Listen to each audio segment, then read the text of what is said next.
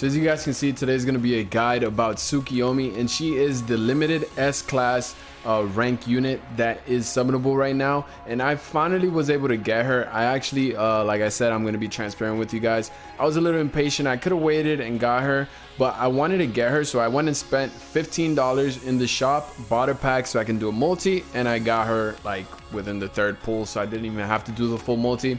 But we're not here for that, guys. We're here for the complete guide on Tsukuyomi, and I just want to go over some of the basic stuff with you guys, just so you guys can know how this character functions. Okay, just to let you guys know off rip, her first combo, guys, that is like part of her like main core of her kit, really.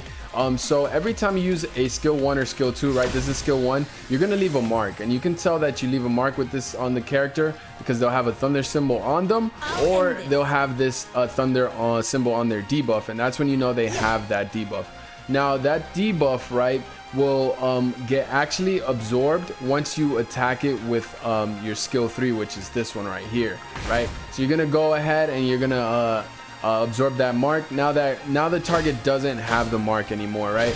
But that mark will actually get consumed and will go right here. If you guys can see my cursor, that orange mark, this purple mark here shows you that you have consumed one, and now you're gonna need to do one more. So typically your skill rotation is gonna look like skill 1, right? You do skill 1 into your skill 2, into your skill 3, right? Like I did, we consume it. Then after that, right, you're gonna want to build up some rage, which she uses the rage meter down here, this red meter down here. The more attacks you do, the more she builds it up, and this costs the skill 2 costs 30 rage. So you're gonna do that and apply that mark on them, right? So you're gonna go ahead and use that, and then she's gonna do that. That's her second skill, and she's gonna apply that mark again. Now what you're gonna do is build up some rage again, and you're gonna use your skill 3 to absorb that mark again, right? Now you have 2 marks. Now once you have 2 marks, guys, you can actually cast your skill 3 again, and then she'll unleash her biggest attack that she has, really, aside from her ult, and you guys will see how that is. You just basically press skill 3 again, and then boom, she does a lot of damage, and it's AoE in a linear line, but it kind of has a good spread to it too. So that's how that is, right? And this is how her ultimate is. You're not really going to use her ultimate the way it is right here, because she actually does some really good combinations with Bazumbo. I believe that's her name. I don't know, I might be butchering it. She's the samurai lady, but I'll let you guys know about that later. And that move, that double ult is amazing, right? So yeah, that's what you're basically gonna be doing, right, guys? That's the gist. You can switch it up and do skill 2, right, into skill 3, consume it, right, and then build up some rage, and you do your skill 1, and then you consume that. Now you have 2 marks again, and then you can go ahead and use your skill 3 again to do that lightning move. Now on a stationary target, it's pretty simple, but when you're going in battle and you're fighting someone that's moving a lot, it's going to be a little bit tricky, because let's say you go ahead and you do your skill 1, right, and you're going against an enemy that moves a lot. If they move out of the way out of your skill 3 and you're not able to consume this mark, remember your skill 3 is part of your core damage, right? If you miss that, boom, it goes on a 15-second timer, right? So at this point, you're just basically using your skill 1 or skill 2, and those have some pretty decent cooldown timers on it, so you're gonna have a significant DPS loss, guys. So it's kind of tricky. This character does output a lot of damage, but you want to make sure you hit that skill 3 and consume that mark, because when you do, it resets, right, the skill 3 all over again. And then you can go ahead and do your rotation again, skill 2 into skill 3, resets again, and then it goes, and then you do your big attack, and then it goes on a cooldown, a slight cooldown. But it's not going to be such a huge cooldown timer as like if you miss it right over here, right? That's a huge no-no. So most of the game, you're gonna want to definitely want to hit the target that has the mark. And then also another thing to keep into consideration, guys, is because you're gonna be going against characters that enemies that move a lot, is that once you build up this your bar, right, your two charges, right, and you're ready to shoot it out, this thing has a certain distance, and like I said, it shoots in the linear lines, so it can actually miss, and that's another huge portion of her damage. So you know, Tsukuyomi does do a lot of damage, but you have to be very precise with her, because if not, you're gonna miss out on a chunk of her damage, because this is gonna be a bulk of her damage. Look at the damage that thing does, right? And it's really nuts. So yeah, just a couple things to keep in mind. Other than that though, Tsukuyomi plays amazing. She does a lot of damage. She can clear waves with that move, right, that she does in the straight line that she shoots out. It's amazing, right? It's not like a full clear, but it has some width to it, and it does shoot out in a straight line. It does hit a good amount of people. But man, that thing does a lot of damage. And now let's go into her codes, guys. Her codes really, guys, is kind of changes up her playstyle a lot, and I've been experimenting with it, right? And you can go whichever path you want, right? You can go this, the bottom right, bottom left, or the top. Me personally, I like the bottom row in the bottom here because basically it plays around your skill 1, the dash that you do, and it's going to reduce the timer on that, and it's also going to make it very cheap for you to use over here, because you get rage expenditure if you use your skill 1 by 10, so it makes it cheaper, and it also lowers the cooldown on it, right? And it also reduces the cooldown on it, so you can spam it a lot, right? And it doesn't cost that much rage, and while you're spamming it, guys, your skill 1, it can stack up to 3 times, and when you have it fully stacked, you can do your skill 3, and it's gonna do a big chunk of damage, because each stack is 33% more damage increase on your 3rd skill for every dash you do, right, guys? So it's gonna be a huge bulk of damage. Now you want to be precise with this, guys, because again, if you miss, it's gonna be a huge chunking of her damage missing, right? Now the bottom left side here, guys, is more tailored towards fighting around, having her that thunder mark on them. So as the main playstyle for this is you're gonna want to keep that thunder mark on them, because as long as you keep it on them, she's gonna increase her crit rate, and she's gonna increase her damage that she just does in general, right, with her normal attacks and her skills. Just in general, if you hit a character with that thunder, the seal of thunder, which is the thunder symbol on them, the debuff, you're just gonna do more damage. And also she has something that in her like in other playstyles, if you like on the right here or in the top here, if you miss your skill, right, and you're not able to proc that lightning debuff on them, that thunder debuff on them, you're gonna have to wait until they come off skill cooldown, right? This actually avoids that, because with your basic attack, your normal attacks, your very last attack is gonna go ahead and put the debuff on them, so you can go ahead and consume that with your skill 3. So this is very powerful, and if you like this playstyle, you can go for it, right? It's a little bit more forgiving if you miss your skill, because if you miss the skill, you're still gonna be doing a good amount of damage on them, because they still have that debuff on them, so it's gonna be really good, right? The bottom right one over here is gonna be a little bit more risque, right, because you're going to be wanting to do dashes and build it up, and then try to let loose on that 3rd skill and do a bunch of damage on it.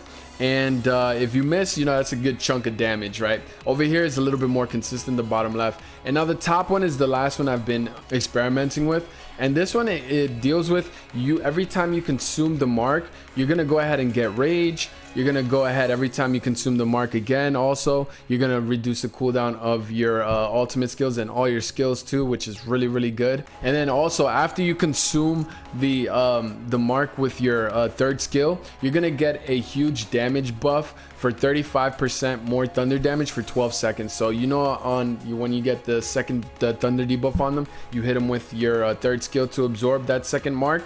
Now after you absorb it, you're gonna go ahead and have that 35% damage boost whenever you do use your 3rd skill for 12 seconds, and you're gonna deal a huge damage with your 3rd strike. So this one's very consistent as well. Again, this is the one people recommend the most, the one up here, all the ones in the top right here, the red ones right here, and this is the one I'm still using, which is pretty good. But me personally, I like using the yellow one. It's a little bit more risque. You build up more damage because of the 33% multiplier that you can stack times 3. I like taking a risk like that, but this one's a more consistent, right, by having the thunder mark on them. But this one gives you a good amount of everything on this one, because you get the skill cooldown, you get rage, and also you're gonna get a buff around just in general the thunder damage boost. So that's actually very good. So the red one is the one I recommend the most. The other ones you guys can experiment on yourself. When I like going for big burst and feeling risky, I go for the yellow one right here, right? So that's for the codes, guys. Now her skills, I got it all leveled up, right? Her access key, I have this also level 40, and for her functor, I do not have her functor, guys. Her functor is actually amazing, and it's a really key piece to her. But like I said, just like any other game, weapons or light cones or whatever it is that you call it, right? it's never really like free to play friendly. It's more for like the spenders. So I just gave her this blue light cone that I have now, which gives her 10% attack bonus and plus 30 attack. So that does well for now, right? Obviously it's not as good as her functor, because her functor actually gives her a huge damage boost because of whatever her rage is built up. For whatever amount of rage that she has, it's gonna go ahead and do 1.5% more damage. So if you have 100 rage, when you unleash your thunder strike, your third skill with the long thunderbolt that she shoots out, is gonna do 150% more damage, right? And this is her functor here, as you guys can see with her picture showing. It's amazing. It's truly amazing, and it gives her attack percentage as well, just attack up in general. So it's really, really good. And like I said, it's pretty it's for the spenders, right guys? So yeah, but yes. Let's go ahead and talk about her sigils, which is like gear, right? So right now, if you guys want to know what gear they recommend for a character, you guys can always go click on the sigils and then click on recommended sigils, and then this exact sigil that they're recommending is the best right now. That might change in the future, but this is her best set, guys, right? So the set I have is 3 of these, right? The 3 of the lightning cutters, which increases her thunder damage by 10% and launches an additional lightning strike for every attack landed with a skill or ultimate attack, dealing thunder damage equal to 90% of her attack. In total, triggers only once every 5 seconds. So it's very, very good. And also for her second set of gear, that's also a 3 set. This is going to help with her rage regeneration, and also increase her damage that she has when she has more rage. So that's also very, very good, because she does deal with rage and is going to be very, very nice. And also another thing to take into account, guys, when you're leveling up your sigils, you want to make sure when you have it on reconstruct, guys, that the current reconstruction effect is Shino, right? If you don't have it all Shino, it's fine. But if it's not, and you have these things, the reconstructors, do it, right? Because you want to match it with her faction. She is Shino, and if this sigil has the reconstruction effect for Shino, she gets 20% more increase in her stats for this, and that's huge damage, right? That's pretty big. Now if it's another, for example, because not all of them are Shino for me, so as you guys can see, I do have a decent amount of Shino. So that's 1, 2, 3, and then I have 3 that aren't, right? So, and because they're not Shino, guys, that I'm not getting that 20% multiplier, because it says sigil stat increased 20% when equipped by a now modifier, and she's not now, she's Shino, Sinnoh or whatever. So you want to make sure you get that. And if you have these cards laying around, use it and you press reconstruct and try to pick Sinnoh. And when Sinnoh comes around, then pick it, and then you'll be able to do it. These cards are farmable, right guys? You can go ahead to the hazard zone, where you can go ahead and take on these 3 mini stages to take on the bigger stage. You don't have to take them on, right? But it will help you clear the stage faster. Me, I just did 1 and this one around. For difficulty 2, it wasn't too hard. And you can buy it in that shop there, and they do sell some there, right? But they also have some 5-star sigils there that you might want to buy for other people. I used it once for a reconstructor, but when you do clear through the reward redemption down here, right? And then this resets daily, so you'll be able to get some reconstructors daily, which is very, very nice. So that about really covers everything that you need to know about Tsukuyomi. As far as I know, you know, I have her level 50. I'll go ahead and do a little test run so you guys can see how strong my Tsukuyomi is. But she pairs up right now. She does have an ultimate with skill chain ultimate with Bazimbo, right? And it's amazing, right guys? And it does a bunch of damage. And what basically it's gonna do is gonna do a lot of damage, and it's gonna increase all the thunder units damage by 30%, which helps out Tsukuyomi's damage a lot, right?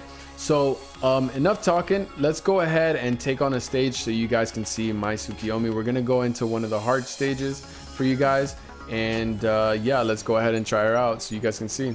The team I am using right now is Bazimbo, Tsukuyomi, and Kuni as well. I was playing Kuni before I got her, and she pairs up really well with Kuni because Kuni actually drops their thunder resistance as well. Right now I'm rocking no healer, but I'm pretty sure that's gonna change in the future. So but I do like these 3 gals right now, and they're getting the job done.